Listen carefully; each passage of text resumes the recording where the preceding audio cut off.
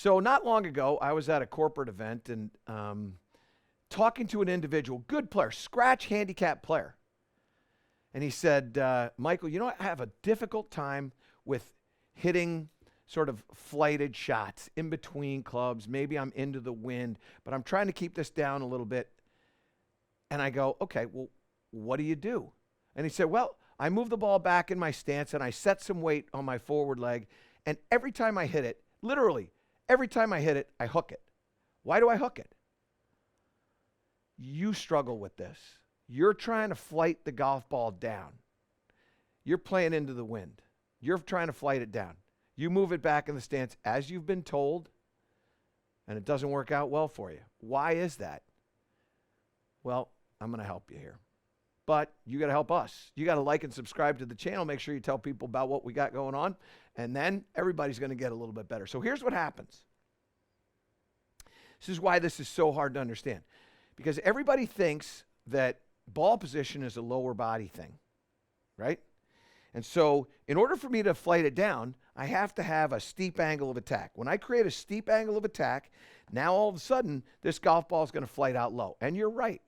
I love the steep angle of attack. And I like the abbreviated follow-through, no doubt. However, when I move the ball back in my stance with my feet, so I go off of my back foot like this, but I take my shoulders and I go back to go get that golf ball, now all of a sudden, my shoulders are aiming out to the right-hand side. But because the ball's so far back there, I'm actually going to freeze my rotation. And so what ends up happening is you go like this, and then you hit this shot, you freeze it, your arms outrace your body, and all of a sudden, you hit this thing short, and it goes left. And that's a 6-iron. So it's going short and left. Not what you're trying to do. You're trying to take some distance out. We want short, but we don't want a lot of curve on that. And what you can see is that thing starts out to the right and it goes to the left. Why does it start to the right? Because my ball position is moved back. And when my ball position gets moved back, my shoulders are going to close to that, which is going to force a path that's going in to out, which is going to start it out there. And then I lock it down, and then the hands flip over and it goes to the left. Now, here's what I want you to do. What I want you to do is I want you to keep your ball position right where it is. But I want you to stand close to the ball. And when you stand close to the ball, if I stand right on top of this thing, the path of the golf club now is going to be extremely steep. And when I steepen that, now I'm going to hit this ball a little bit lower. Now, I'm not saying stand on top of it, but what I am saying is you got to get close. So if I'm in here like this, I'm close. Now, what do you notice? I had to choke down, or what I like to say, grip down on the club.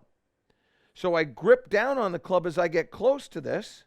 And now this club is going to be coming down on the golf ball.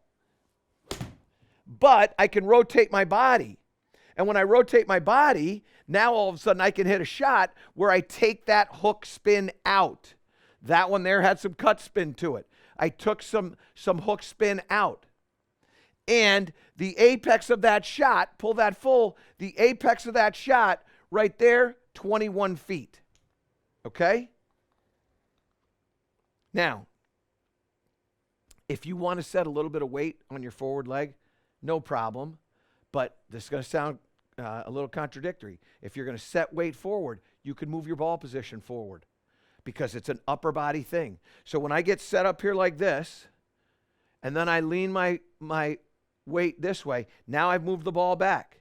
So now what I want to do is I want to play it forward, but I'm going to lean here, up, and now I've got this thing driving down. I don't do that. I used to do that. I used to set weight forward. I used to move the ball back, and I used to hit massive hooks on that shot as well. And I'm telling you, one of the big aha moments for me was when I understood proximity to the golf ball and how proximity to the golf ball is going to allow me to change my trajectories because I'm changing the angle of attack of the golf club. If we go and pull this information up with the club, what you're going to see is this club now, when I get closer to it, is probably going to be coming down 12, 13, 14 degrees. We're not going to do it, but that's what happens, and that's why the apex is so low. So what you're going to do is you're going to get in here, stand close, and what you can see is there's that golf ball flying out. It didn't hook. The apex, 40 feet. No hook, 38 feet. I lied. 38 feet, no hook. Now, the last part of flighting this thing down is this. I want you to feel when you come through that the head of the golf club is staying underneath the handle. It won't do that, but that's what you're going to feel. And the reason why it hits it low is because when you start to do this, now you actually hang on to the angle and you deliver less loft. If I let the club head get past that handle, I'm delivering more loft. So I have a steep angle of attack with more loft delivery. There's no knowing what you're going to get here. Sometimes you twist the shaft and it jumps left. So what I like to do and what I like to teach is when you come through, you're going to hold that handle above the club head. So it comes in like this, body rotate, and then hold that off. Now, it will probably end up parallel to the ground. The shaft of the golf club will end up parallel to the ground or thereabouts. It's not going to end up like this, but you're feeling it end up like that. So, climbing here, gripping down. Body is rotating. And then you're going to abbreviate that follow through. And there's the abbreviated follow through. Apex there of 41 feet, very predictable and reliable. That golf ball flew 153, rolled out to 165. Why is that important? Because as that ball comes in, if it's on a flat path with a low apex, it's going to have a low descent angle. That descent angle right at the bottom here, we don't talk about this very much, but that descent angle right there is 28.6.